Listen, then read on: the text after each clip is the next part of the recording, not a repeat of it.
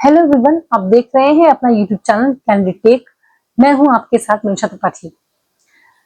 G7 का summit जो इस समय कनाडा में हो रही है, उसको यूनाइटेड स्टेट्स के प्रेसिडेंट बहुत ही अब्रप्टली एक दिन पहले छोड़ के चले गए। उनका इस तरह से जाना कहा यह जा रहा है कि जो मिडिल ईस्ट में जो एस्केलेटिंग टेंशंस है उसकी वजह से वो चले गए। ट्रंप जो हैं उनको ये लगता है कि दीवारों के भी कान होते हैं, इसलिए वो जो भी स्ट्रैटेजी इस मिडिल ईस्ट की कॉन्फ्लिक्ट को लेके बनाना चाह रहे थे वो कनाडा में नहीं बनाना चाहते, कोई उनकी बात सुन न ले, ईज ड्रॉपिंग न कर ले, इसलिए वो तुरंत उठ के चले गए।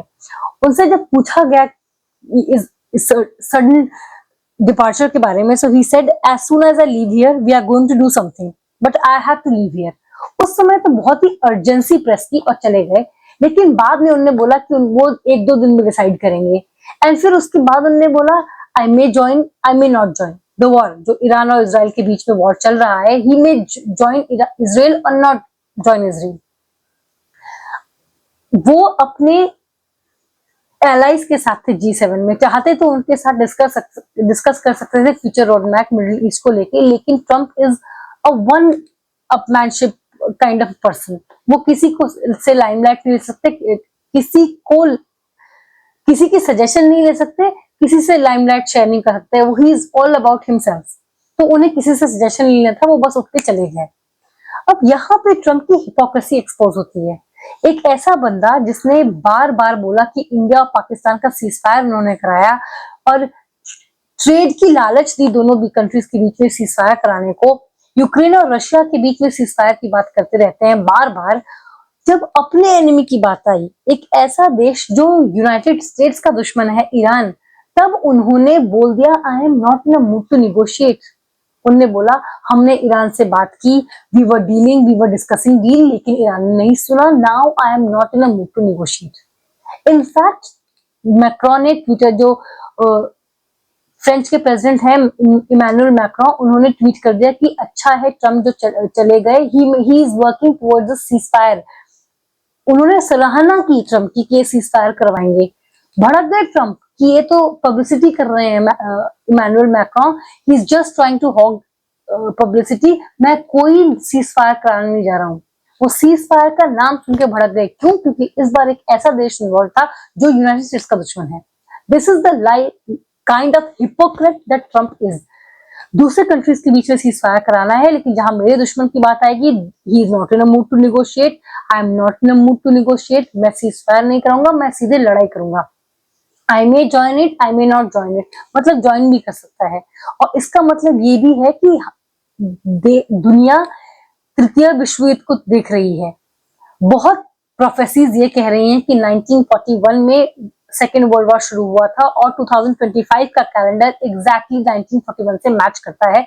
तो हो सकता है तृतीय विश्व युद्ध की तरफ 2025 बढ़ रहा हो, और इसकी संभावनाएं हैं। अगर यूएसए इसराइल को ज्वाइन कर लेता है, तो ये भी हो सकता है कि रशिया, जिसका ईरान एक एलाई है, वो ज्वाइन कर ले।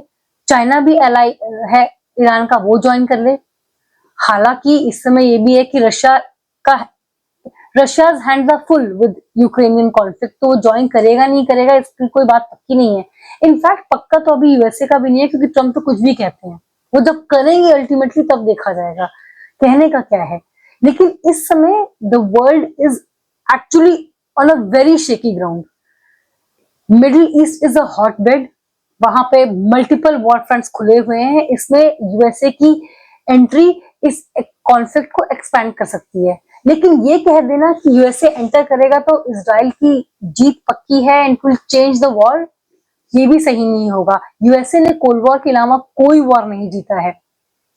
वियतनाम वॉर हारा है, इराक और अफगानिस्तान में जीते थोड़ी थे, घुस गए, जितने हाथ पांव फड़फड़ा सकते थे फड़फड़ाए, और उसके बाद जब कुछ हाथ नहीं लगा तो छोड़ के चले गए। So USA is not exactly known for winning wars. तो ऐसा नहीं है कि इसराइल के साथ मिल गया यूएसए तो इसराइल की जीत पक्की है और ईरान की हार पक्की है। हो सकता है ईरान हरा दे अमेरिका को। ईरान अमेरिका का वॉर में entry does not guarantee win for the country जिसके साथ यूएसए ज्वाइन कर रहा है वॉर। और दूसरी चीज G7 में ये हुई कि ट्रंप ने मोदी जी को जो स्पेशल इन्वाइटेड थे G7 में, उनको इनवाइट किया कि क्रोएशिया जाते समय यूएसए से स्टॉप ओवर लेके जाइए, आइए। मोदी जी ने डिक्लाइन कर दिया। अब कहने को तो ये बहुत ही इनॉक्यूअस से लग रहा है कि भाई जा रहे हैं तो स्टॉप ओवर यूएसए करते हुए जाइए, लेकिन ट्रंप यहाँ पे एक बहुत ही सोची समझी रणनीति के तहत काम कर रहे थे। उन्होंने पाकिस्तान के फील्ड मार्शल को बुलाया हुआ था लंच पे, क्लोज डोर लंच इन व्हाइट हाउस, और इसी के साथ वो चाहते थे कि अगर मोदी जी भी चले जाएं तो वो जो सीज फायर का बोल रहे हैं कि का क्रेडिट ले रहे हैं कि मैंने इंडिया और पाकिस्तान के बीच में सीज फायर कराया है, वो उस पर मोहर लग जाएगी। देखिए, एक न्यूट्रल ग्राउंड पे मैंने आसिम मुनीर और मोदी जी को मिलवा दिया, उनके बीच बात करवा दी, मैंने कहा था मैं मीडिएशन करूंगा, मैंने ही सीज फायर कराया है। वो फिर से छाती ठोक के बोलेंगे कि देखो मैं सही कह रहा था, लोग डिनाई कर रहे थे। This was his plan.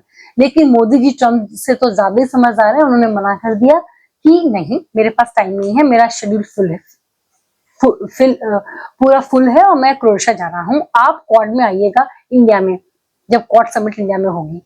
इसका एक संदेश ये है कि एक, आसिम मुनीर से मोदी मिलने में कोई बिल्कुल भी इंटरेस्टेड नहीं है। ट्रंप जी अपना ये जो कोशिश आप कर रहे हैं पाकिस्तान और इंडिया को हाइफिनेट करने की, वो मत करिए।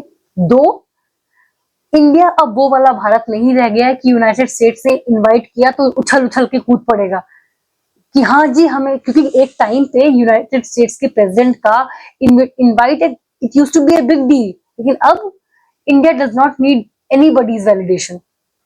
भाई मेरा शेड्यूल, मेरा टाइम टेबल अगर इजाजत देगा तो मैं आपसे मिलूंगा, नहीं इजाजत देगा तो मैं आपसे नहीं मिलूंगा, और मेरे पास टाइम नहीं है तो मैं आपसे नहीं मिलूंगा। मैं नहीं आ रहा, आप आ जाइएगा, मिलने का मन है आपसे, मुझसे अगर आपका मिलने का मन है तो आ जाइएगा क्वाड के समिट में। इससे दिस ये एक शो था एक कॉन्फिडेंट इंडिया का, जिसको यूएसए के साथ टेबल पे बैठने का कोई ऑनर, मतलब कि एक बड़े लोगों के साथ देखे जाने की दिलचस्पी, ऐसी कोई दिलचस्पी इंडिया के साथ नहीं है। तो it's okay, I don't have time for you, अब जाओ आसिम मुनीर से मिलो, वही आप दोनों ही एक कैलिबर के हो, वो भी जुट्ठा है, आप भी जुट्टे हो। इस समय जो दुनिया है वो ऐसे कगार पे खड़ी है कि अगले पल क्या होगा इसका किसी को पता नहीं है। ये कॉन्फ्लिक्ट मिडिल ईस्ट में ही रह जाएगा, या ये वाइडन होगा, या ये वर्ल्ड वॉर बन जाएगा, क्या इजराइल जीतेगा या ईरान जीतेगा, या ये कॉन्फ्लिक्ट अनदर यूक्रेन और रशिया की तरह 3-4 साल तक चलता रहेगा। अभी तक यूक्रेन और रशिया का वॉर वाइंड अप होने को नहीं आया है, तो ये भी उसी की तरह चलता रहेगा। क्या होगा ये देखना अभी बहुत लंबा, अभी कोई भी ऐसा प्रिडिक्ट करना कि ये होगा, या कोई भी चीज सर्टेनिटी से कहना, ये बहुत ही मुश्किल है आज के दौर में। इस समय बस सब लोग किनली नजर गड़ाए बैठे हैं, how will the events unfold and what does that mean for us.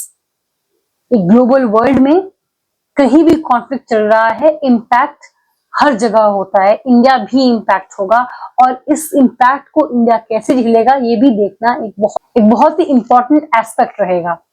आज के लिए इतना ही, मुझे दीजिए इजाजत। ऐसे टॉपिक्स पर चर्चा के लिए बने रहे मेरे चैनल कैंडिड टेक के साथ। इस वीडियो को लाइक करें, शेयर करें, इस पे अपनी राय जरूर दें, मेरे चैनल को प्लीज सब्सक्राइब करें। सी यू नेक्स्ट टाइम।